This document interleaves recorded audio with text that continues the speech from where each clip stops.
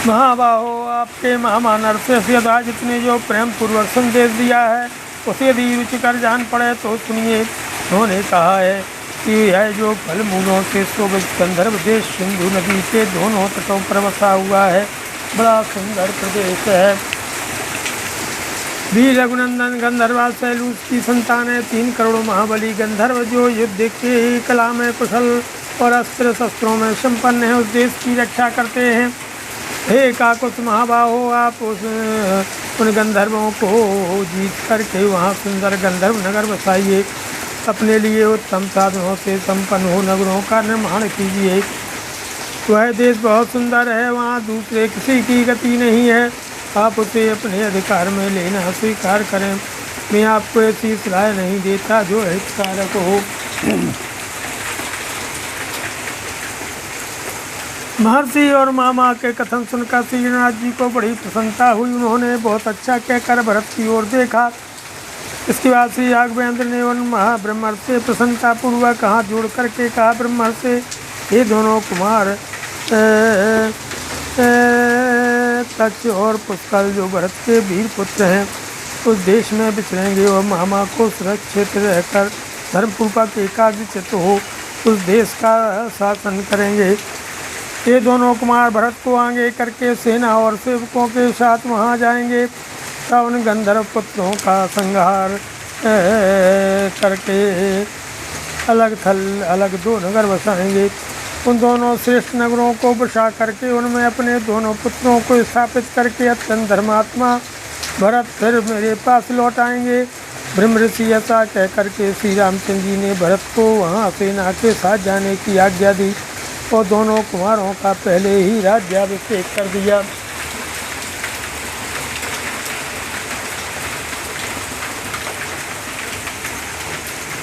इसके बाद सौम्य नक्षत्र में अंगिरा के पुत्र महर्षि गार्ग को आगे करके सेना और कुमारों के साथ भरत ने यात्रा की। नक्षत्रेण च सौम्येन पुरस्कृत्यांगिरा कृतं भरता सैन्येन कुमाराभ्यं विनिर्ययो सा सेना शक्रयुक्तो नगरान्यवावृथो राघवानुगता दूरं दुराधर्षां तुरैरपि मांसास्नाचे सत्त्वा रक्षांसि स्महान्ति च अनुजगमुरि भरतं रुधिरस्य प्रकाशया भूतिग्रामास्य बहवो मांसभक्षा सुदारुणा गन्धर्वपुत्र मांसानि भोक्तुकामा सहस्रता सिंहव्याघ्रवाहाणां च खेचराणां च पक्षिणां बहूनि वै सहस्राणि सेनायायुरद्यतः अध्यर्धमासुमुसितापति सेनान् रामया हृष्टपुष्टिनाकीनाकेकयं समुपागमतो।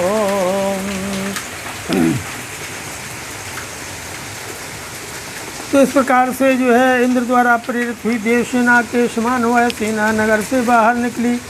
भगवान श्री राम भी दूर तक उसके साथ साथ गए। वह देवताओं के लिए भी दुर्जय थी। मांसाहारी जंतरों बड़े बड़े राक्षस युद्ध में रक्तपान की इच्छा से भरत के पीछे पीछे गए। अत्यंत भयंकर कई हजार मांस भक्षी भूत समूह गंधर्व पुत्रों का मांस खाने के लिए वो सेना के साथ साथ गए। सिंह बाघ सुअर और आकाशचारी पक्षी कई हजार की संख्या में सेना के आगे आगे चले। मार्ग में 1.5 महीने बिता करके हृष्टपुष्ट मनुष्यों से भरी हुई वह सेना कुशल पूर्वक के कई देश में जा पहुँची।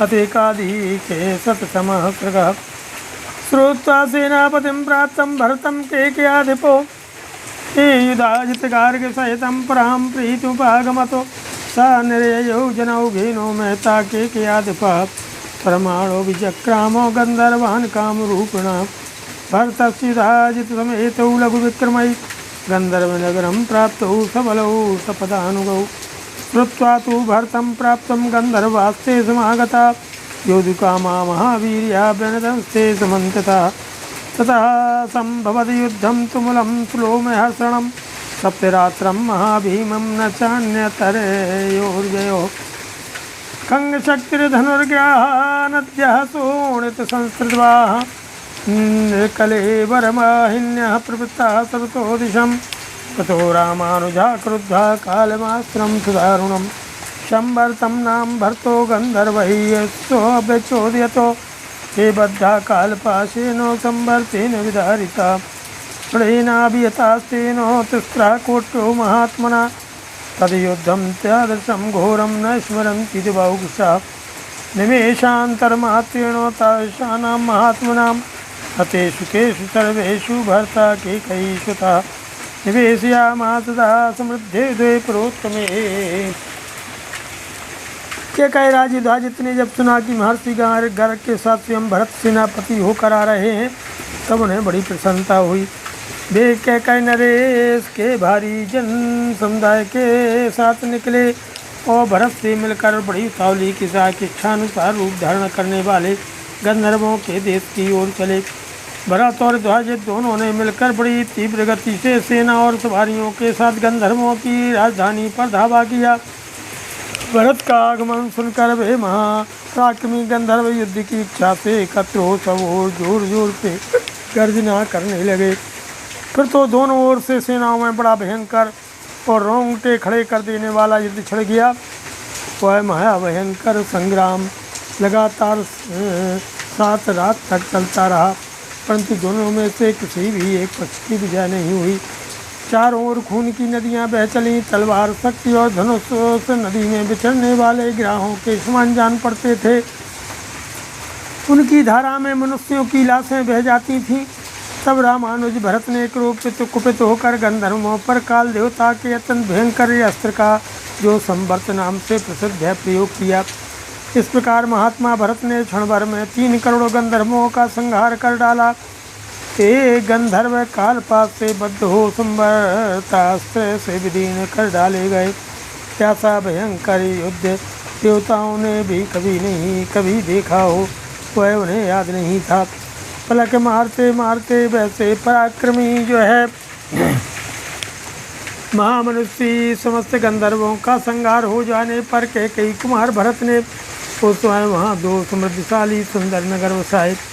तक्षम तक्षलायां तो पुष्कलम पुष्कलावते गंधर्व देशे रुचिरे गांधार विपसये च सा धनरत्नौ विसंकीर्णं काननैरूप शोभिते अन्योन संघर्ष कृते स्पर्धया गुणविस्तरै उभे सुरुचिर प्रख्ये व्यवहारै किलविषै उद्यानयान संपूर्णे सुभक्त्या कांतरापणे उमे पूर्वरे रम्ये विस्तरै रूप शोभिते ग्रहमुख्यै सुरुचिरै विमानै बहुभिर्वृते शोभिते शोभनीयैश्चो देवायतन विस्तरै तालै समालै तिलकै बकुलै रूप शोभिते निवेश पंचभिर्वर्षै भरतो आगवानुजः पुनरायान् महाबाहो अयोध्यां केकयीषुतः स्वैवाद्य महात्मानं साक्षात् धर्म विवाहपरं राघवं भरता श्रीमान् ब्रह्माणमेव वासवः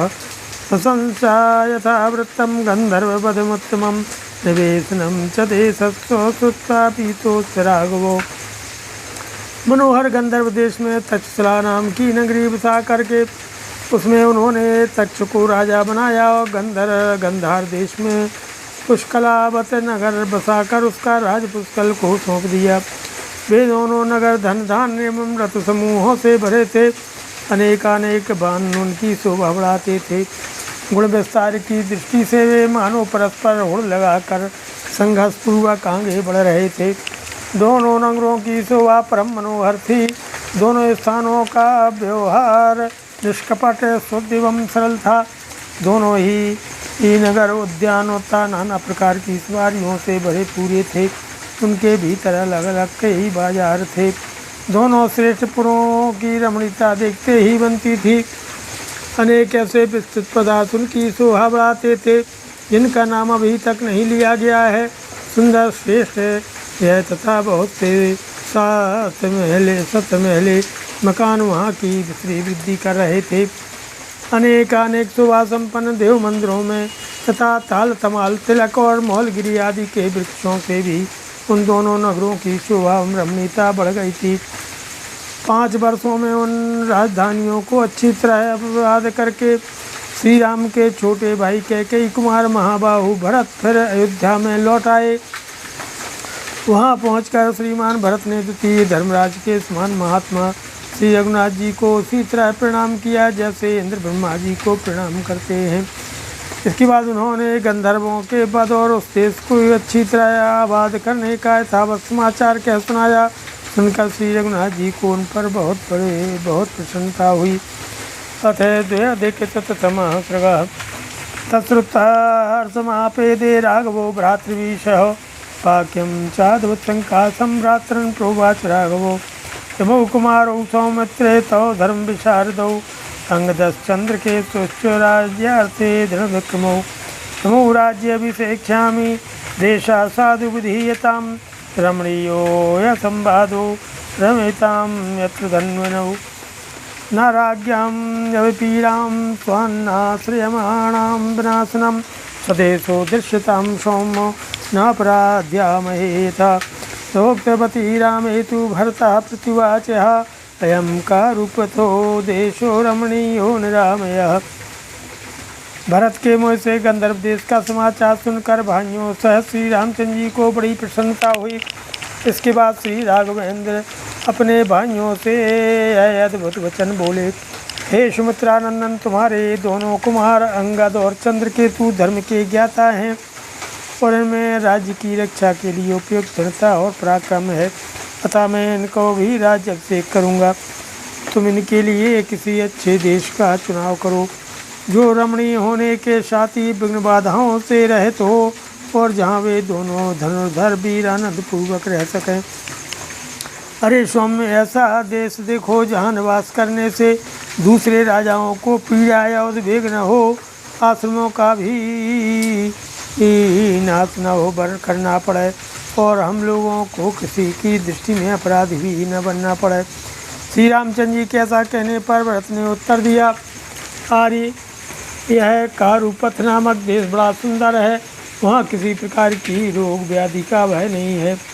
निवेशितां तत्र पुरमंगदस्य महात्मनः चंद्रकेतो सुरुचिरं चंद्रकांतं निरामयम् तद्वाक्यं भरतेनोक्तं प्रतिजग्राह राघवो तं च कृत्वा वसे देशमंगदस्य निवेशतो अंगदीया पुरी रम्याप्यंगदस्य निवेशिता रमणीया सुगुप्ता च रामेण क्लिष्टकर्मणा चंद्रकेतुषु मल्लस्य मल्लभूम्यां निवेशिता चंद्रकांतेति विख्याता दिव्या स्वर्गपुरी यथा ततो रामः परां प्रीतिं लक्ष्मणो भरतस्तथा युर्युद्धे दुराधर्ष धर्म अभिषेकं च चक्रिरे अविशुच कुमारौ दौ प्रसापशु समाहितौ अंगदं पश्चिमां भूमिं चंद्रकेतुमुदमुखम् अंगदं चापि सौमित्र लक्ष्मणो अनुजगामयः चंद्रकेतोस्तु भरतः पार्श्वज्ञायो बभूषा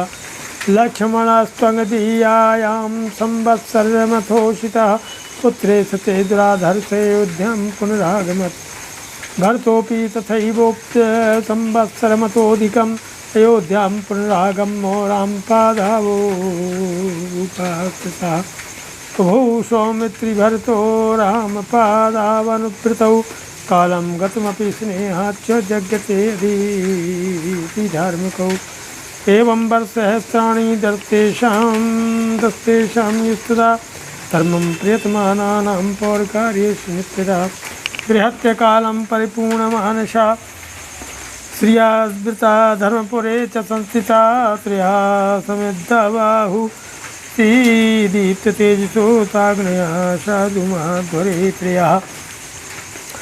वहाँ महात्मा अंगद के लिए नई राजधानी बसाई जाए तथा चंद्रकेतु या चंद्रकांत के रहने के लिए चंद्रकांत नामक नगर का निर्माण कराया जाए जो सुंदर और आरोग्यवर्धक हो। भरत की कही हुई इस बात को श्री रघुनाथ जी ने स्वीकार किया और कारुपथ देश को अपने अधिकार में करके अंगद को वहाँ का राजा बना दिया। क्लेश रहित कर्म करने वाले भगवान श्री राम ने अंगद के लिए अंगदिया नामक रमणीयपुरी बसाई जो परम सुंदर होने के साथ ही सब ओर से सुरक्षित हुई थी। चंद्रकेतु अपने शरीर से मल्ल के समान हृष्टपुष्ट थे। उनके लिए मल्ल देश में चंद्रकांता नाम से विख्यात दिव्य पुरी बसाई गई जो स्वर्ग की अमरावती नगरी के समान सुंदर थी। इनसे श्री राम लक्ष्मण भरत तीनों को बड़ी प्रसन्नता हुई। उन सभी रणदुर्जय वीरों ने स्वयं उन कुमारों का अभिषेक किया। एकाग्र चित्त तथा सावधान रहने वाले उन दोनों कुमारों का अभिषेक करके अंगद को पश्चिम तथा चंद्रकेतु को उत्तर दिशा में भेज दिया। अंगद के साथ तो स्वयं सुमित्रा कुमार लक्ष्मण हो गए और चंद्रकेतु के सहायक के भरत जी हुए। लक्ष्मण अंगदियापुरी में 1 वर्ष तक रहे और उनका दुर्धर्ष पुत्र अंगद जब दृढ़ता पूर्वक राज संभालने लगा तभी पुनः अयोध्या को लौट आए। इसी प्रकार भरत भी चंद्रकांता नगरी में 1 वर्ष से कुछ अधिक काल तक ठहरे रहे और चंद्रकेतु का राज्य जब दृढ़ हो गया तब वे पुनः अयोध्या में आकर श्री रामचंद्र जी के चरणों की सेवा करने लगे। लक्ष्मण और भरत दोनों का श्री रामचंद्र जी के चरणों में अनन्य पर अनुराग था। दोनों ही अत्यंत धर्मात्मा थे। श्री राम की सेवा में रहते उन्हें बहुत समय बीत गया, परंतु इसने आधिक्य के कारण उनको कुछ भी ज्ञात न हुआ। वे तीनों भाई प्रवासियों के कार्य में सदा संलग्न रहते और धर्म पालन के लिए प्रयत्नशील रहा करते थे। इस प्रकार उनके 10,000 वर्ष बीत गए। धर्म साधन के स्थानभूत अयोध्यापुरी में वैभव संपन्न होकर रखते हुए वे तीनों भाई विव्यतासमय घूम फिर करके प्रजा की देखभाल करते थे। उनके सारे मनोरथ पूर्ण हो गए थे तथा वे महायज्ञ में आहुति पाकर प्रज्वलित हुए दीप्त तेजस्वी गार्हपत्य आहवनीय और दक्षिण नामक विविध त्रिविध अग्नियों के समान प्रकाशित होते थे। अत्यधिक सतसमहस्रगा कस्यचित् त्वया कालस्य रामे धर्मपरे स्थिते कालस्तापसरूपेण राजद्वारोपागमतो स्वब्रवील्लक्ष्मणं वाक्यं धृतिमन्तं यशस्विनं मां निवेदय रामाय संप्राप्तं कार्यगौरवात्। इसके बाद कुछ समय और बीत जाने पर जब भगवान श्री राम धर्म पूर्वक अयोध्या के राज्य का पालन कर रहे थे, साक्षात काल तपस्वी के रूप में राजभवन के द्वार पर आया और उसने द्वार पर खड़े हुए धैर्यवान एवं यशस्वी लक्ष्मण से कहा, मैं एक भारी कार्य से आया हूँ, तुम श्री रामचंद्र जी से मेरे आगमन की सूचना दे दो। तो दूतो यति बलस्याहं हर्षेमतौजसः रामं दिदृक्षुरायातः कार्येण हि महाबलो तस्तद्वचनं श्रुत्वा सौमित्रे त्वरयन्वितः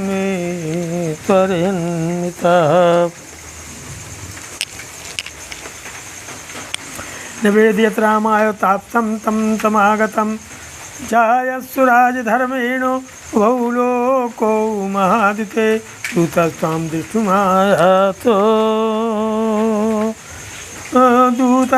दृष्टुमायातस्तप्सा भास्करप्रभा तद्वाक्यं लक्ष्मणोक्तं वै श्रुत्वा रामवाचः प्रवेशतां मुनिस्तातो महौजास्तस्य वाग्दृको सौमित्रस्तु तथेत्युक्ता प्रियो प्रावेशयत्तं मुनिं ज्वलन्तमेव तेजोभिः प्रदहन्ति वांसिभिः स्वविगम्य सगुश्रेष्ठं दीप्यमानं सतेजसा श्रीमधुर्या वाचा वरदस्वेत्याह राघवम् तस्मै रामो महातेजा पूजामर्घपुरोगमां तदौ कुशलमप्यग्रं दृष्टुं चैवोपि चक्रमे पृष्टश्च कुशलं तेन रामेण वेदताम्बरो आसने च काञ्चने दिव्येन विखशाद महायशा तं वाचि ततो रामः स्वागतं ते महामते प्रापयास्य च वाक्यानि यतो दूतस्तमागतः चोदितो राजसिंहेन मुनिर्वाक्यं भाषतो द्वन्द्वे तत्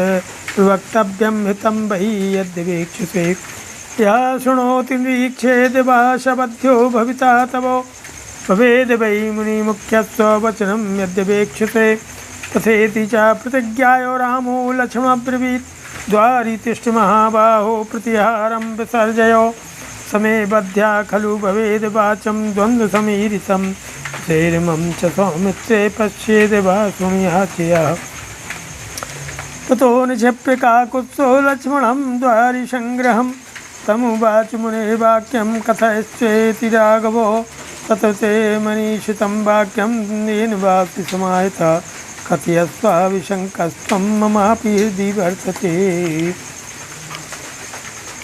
महाबली लक्ष्मण में अमित तेजस्वी महर्षि अतिबल का दूत हूँ और एक आवश्यक कर बस श्री रामचंद्र जी से मिलने आया हूँ। उसकी बात सुन करके सुमित्रा कुमार लक्ष्मण ने बड़ी उतावली के साथ भीतर जाकर श्री रामचंद्र जी से उस तापस को आगमन की सूचना दी। महातेजस्वी महाराज, आप अपने राजधर्म के प्रभाव से इस लोक और परलोक में भी विजयी हो। एक महर्षि दूत के रूप में आपसे मिलने आए हैं। वे तपस्या जनित तेज से सूर्य के समान प्रकाशित हो रहे हैं। लक्ष्मण की कही हुई बात सुनकर के श्री राम ने कहा, तात और महातेजस्वी मुनि को भीतर ले आओ, जो कि अपने स्वामी के संदेश लेकर आए हैं। तब जो आज्ञा कर सुमित्रा कुमार और मुनि को भीतर ले आए। वे तेज से प्रज्वलित होते और अपने प्रखर किरणों से दग्ध करते हुए से जान पड़ते थे। अपने तेज से दीप्तिमान रकुल तिलक श्री राम के पास पहुंचकर ऋषि ने उनसे मधुर वाणी में कहा, हे रघुनंदन, आपका अभ्युदय हो। महातेजस्वी श्री राम ने पाद्य अर्घ्य आदि पूजनोपचार समर्पित किया और शांत भाव से उनका कुशल समाचार पूछना आरंभ किया। श्री राम के पूछने पर वक्ताओं में श्रेष्ठ महर्षि मुनि कुशल समाचार बता करके दिव्य सुवर्णमय आसन पर विराजमान हुए। इसके बाद श्री राम ने उनसे कहा, महामते, आपका स्वागत है। आप जिसके दूत होकर यहाँ पधारे हैं उनका संदेश सुनाइए। राज सिंह श्री राम के द्वारा इस प्रकार प्रेरित होने पर मुनि बोले, यदि आप हमारे हित पर दृष्टि रखें तो वो जहाँ हम और आप दो ही आदमी रहें वहीं इस बात को कहना उचित है।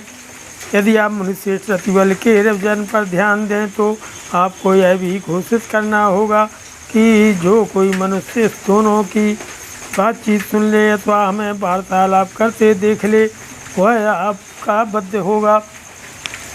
श्री राम ने तथास्तु कह करके इस बात के लिए प्रतिज्ञा की और लक्ष्मण से कहा, महाबाहो, द्वारपाल को विदा कर दो और स्वयं द्योड़ी पर खड़े होकर पहरा दो। सुमित्रानंदन जो ऋषि और मेरी दोनों की कही हुई बात सुन लेगा या बात करते हमें देख लेगा वह मेरे द्वारा मारा जाएगा। इस प्रकार अपनी बात ग्रहण करने वाले लक्ष्मण को दरवाजे पर तैनात करके श्री रघुनाथ जी ने समागत महर्षि से कहा, मुने, अब आप निस्संक होकर वह बात कहिए जिसे कहना आपको अभीष्ट है अथवा जिसे कहने के लिए ही आप यहाँ भेजे गए हैं। मेरे हृदय में भी उसे सुनने के लिए उत्कंठा है।